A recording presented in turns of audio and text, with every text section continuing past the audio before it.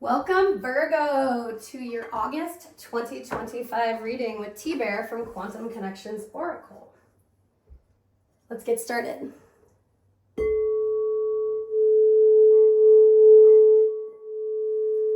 Virgos, what is up? Let's welcome your ancestors. Let's welcome your spirit guides. Let's welcome your angels, Virgo. Welcome your innermost truth. What's coming through today for that Virgo and Virgo rising? So, I always say on this channel, I call it Quantum Connections Oracle because I'm writing a deck. But in the meantime, I like to mention the rising because we can work in the quantum to use our free will to make the changes we need that we can see in our sun sign from what we're accepting. So that's my opinion, and I love to, I'm Aquarius rising, so I watch that first, and I'm Cancer sun, and then I'm like, uh-oh, what have I done? And usually Aquarius is slowly catching up, and you're like, uh-oh, I better correct my course. Correcting the course is coming up. Virgo, let's call Mother Earth, Papa Sky. Let's call in the spirits, all of the people who walked before us, all the people who are around us that we can no longer see. Let's talk to ourselves in this August 2025 and guide ourselves towards the light. Virgo, how are you? It's a beautiful summer here in Northern California. I just did the 60th anniversary Grateful Dead shows. That was pretty magical. And my daughter starts school tomorrow. So we are wrapping up this summer quick, especially all of us parents. Anyway, welcome again, and let's get started. Virgo the virgin, Virgo the wise one, the quiet one, but when close with friends, the won't shut up one. All right, Virgo, what have we got?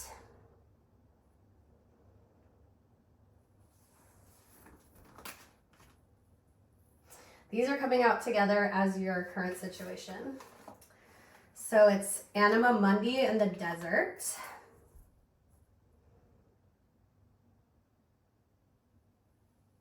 My goodness, this is a double situation for you today. I can feel it. Coming from the box and the mother. I will not tell that that's what he said joke. Okay. And then let's see where we're headed. And that's just one. And that is the eternal child. Mother to a child. Okay, let's look at what came before. So the box and the mother, that's a major archetype. Are you missing your mom right now, Virgo? Have you had to mother other people you don't want to mother? Have you felt pregnant with an idea? So mom is in the mix over here. Are you an overbearing mother? Do you have an overbearing mother? The great mother, the feminine, the source. We begin our archetypal story with the mother's love. Through her sensual, fertile, and life-giving energy, all creation takes form. Regardless of our birth story, each of our hearts beat for the first time in the warm womb of the mother, where she offered resources from her body for the building of our own. Yet her tale is not so simple, as the mother, especially on the earthly plane, contains both light and dark aspects of the feminine. With the best intentions, the mother wraps her loving arms around her creations and begins to grip what she means to set free. The mother both nurtures and prohibits growth. She gives yet clings. She creates yet restricts. Amid this complex energy, the mother holds the key to the eternal challenge of love. Got a lot of love coming through these readings today, guys. Glowing, generative, creative, and nurturing. Dim, exhausted, controlling, and limiting. The mother is part of the trifecta maiden-mother crone because of the relationship between them. Take special note when these cards appear. So let's look at the box. The box, 151, that number might mean something to you. The box, the cage, the rules, the norm. That's I can't let you go. If I can't catch him, I'll put him in a box.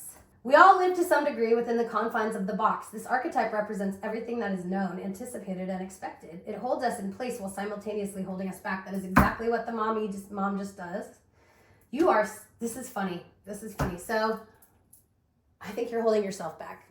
And are you anticipating what you don't know, so it's a little scary. Breaking through its confines requires awareness, continued effort, and bravery. The box may appear as expectations from parents, a well-paying but heartless job, the pressure to look or behave like others or simply stay small. There is a box around you now made of some type of confining thought. What is it? The box shifts and morphs as we grow. This part of it is multi-layered in nature. Once you break through one layer, another will present itself. Keep going. Break through. Break on through. Structure, order, coherence, and logic, limitation, rigidity, judgment, and fear. Holy mackerel. Okay, so the mom is like some perceived outside energy doing it to you, and the box is you doing it to yourself, but the truth is you're doing it all to yourself. You can, or maybe you have an overbearing feminine energy, or maybe there's something that is push-pull, right? And it's either in you or in your surroundings.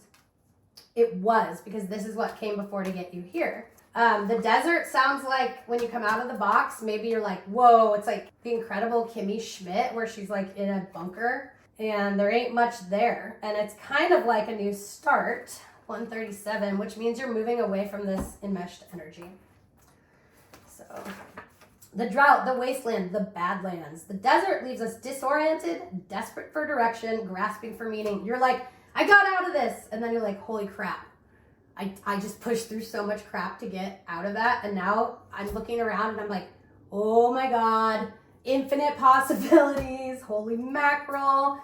The desert leaves us disoriented, desperate for direction, grasping for meaning, longing for solid ground. For endless miles, we are confronted with a lack of clarity and existential dread. We are thirsty, hungry, pleading with life to get back to normal, to become animated by the simple pleasantries of day-to-day life. This is like, no more worrying about this. If you can embrace the discomfort of the desert, knowing you will someday reach water again, you can tap into the potent energy of the landscape. Its lights are blindingly bright and its darks are terrifyingly deep, which makes for unbridled creativity and clairvoyant visions. Truths reside in the desert that otherwise remain hidden. The crows, the shadows, and the coyotes call. Let the winds and sands work their deep magic, weary traveler. Surreal, strange, unexpected visions and silence, or drying, deadening, disorienting, and isolating. Wow, okay, so this is kind of self-isolation, and now you're like in this higher self, and you're like, okay. Well, I think it's a brave card. It's kind of like the protagonist's card. Anima Mundi.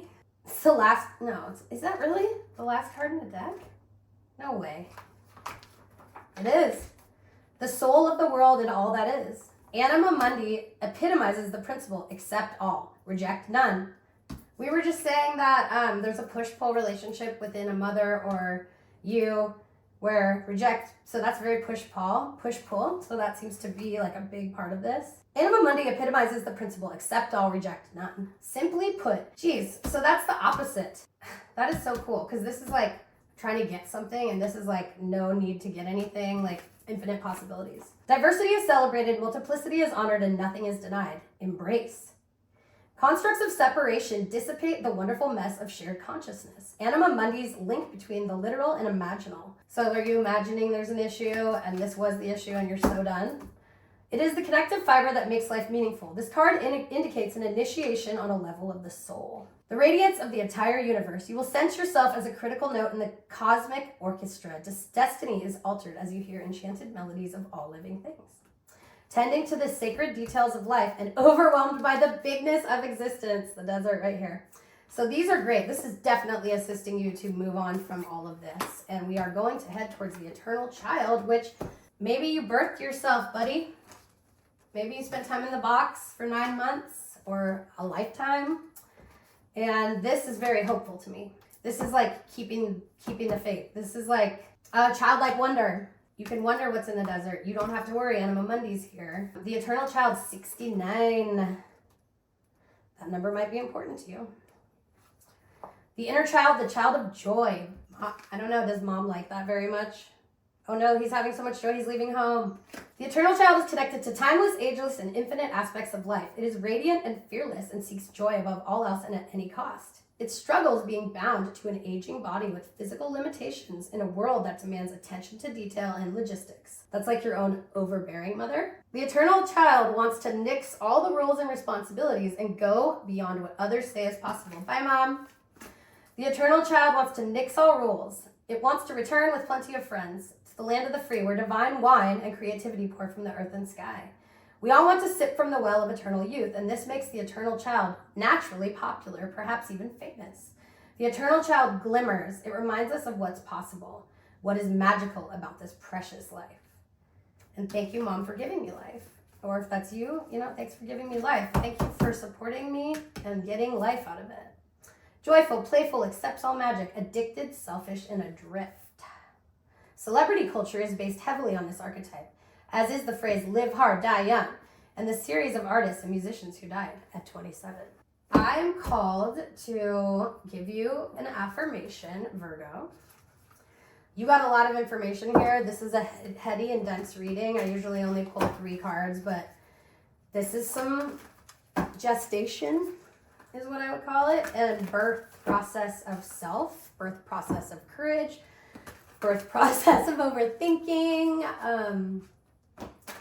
Yeah, I would just if you drink or you don't exercise, get sober basically. I'm not a sober person, but sober up, whether that's walk more, get off the computer, turn off your phone, literally just go inside. You're gonna need to go inside for this and try to remain clear the best you can. Babies when they're gestating don't get their eyes till a certain time, so maybe you're a little eyeless baby in there. I let the universe catch up with my dreams. I let the universe catch up with my dreams. So Virgo, I'm very pleased to have you here today. T-Bear from Quantum Connections Oracle. I really appreciate it. This is my 3rd month on YouTube, and I'm asking for your likes, shares, and subscribes. And I've reached 1,200 followers in 3 months, so I'm really grateful for that. And I would love it if you would just lend this to a friend. And I hope that this information helps you, because that is the goal. And thank you, Virgo, Virgo rising. Don't forget to watch your sun and moon signs here on this channel. Thank you.